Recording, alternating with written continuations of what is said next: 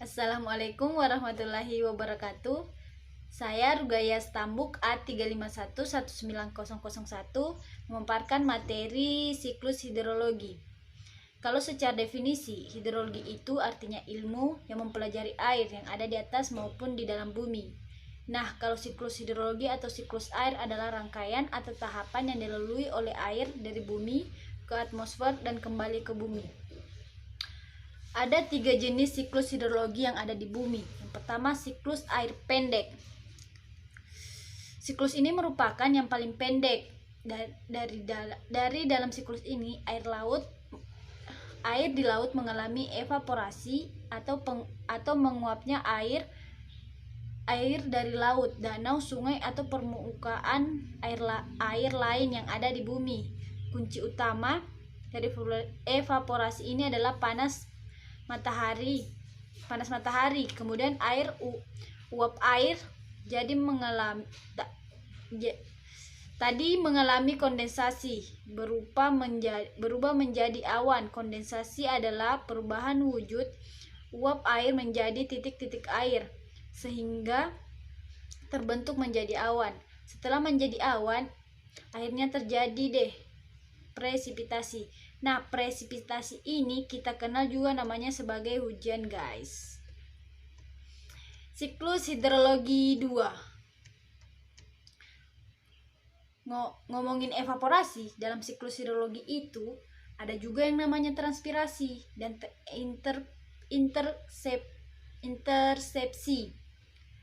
Jadi, kalau transpirasi itu adalah proses menguapnya air dari tanaman melalui mulut, daun, dan batang, sedangkan intersepsi itu adalah air hujan yang terjebak di atas tanaman yang kemudian menguap lagi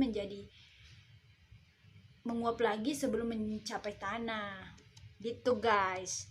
Contohnya, di hutan hujan yang daun pohonnya relatif besar, biasanya air hujan akan tertahan di pohon. Nggak langsung jatuh ke tanah. Nah, air hujan yang menempel di bagian pohon tersebut akhirnya mengalami evaporasi. Jadi sebenarnya evaporasi nggak cuma terjadi di laut ya, guys. Bisa juga karena campur tangan tanaman, baik dengan transpirasi atau intersepsi. Nah, selanjutnya siklus air sedang. Kali ini kita membahas tentang siklus air sedang. Nah, kalau di siklus air sedang, hujannya nggak terjadi di laut aja ya, guys, tapi terjadi di darat. Awalnya sama, air mengalami evaporasi, terkondensasi menjadi awan, dan akhirnya turunlah hujan. Bedanya sama siklus air pendek, kali ini hujannya turun di darat. Jadi ketika hujan mengalami kondensasi, awan bisa juga mengalami adveksi. Nah, adveksi ini adalah bergeraknya awan menuju tempat lain karena bantuan angin. Siklus hidrologi 3.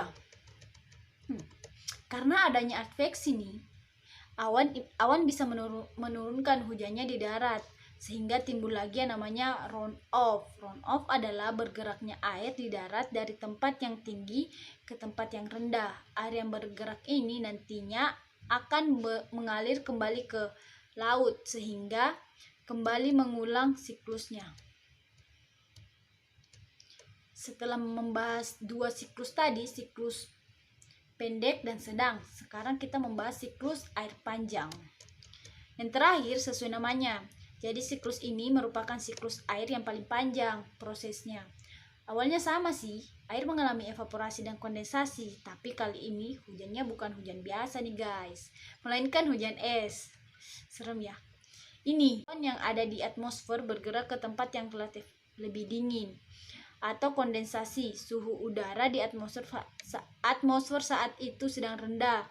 Nanti setelah musim semi, esnya mencair, mengalir di permukaan bumi, dan akhirnya buat mengulang kembali siklusnya. Karena proses yang panjang ini, siklusnya dinamakan siklus panjang.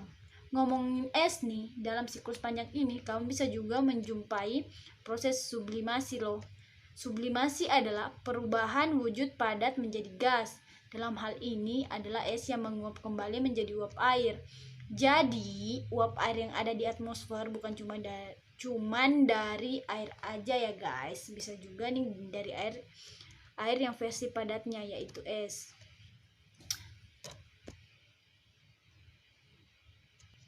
Nah, mungkin sampai di sini saja penyampaian materi dari saya.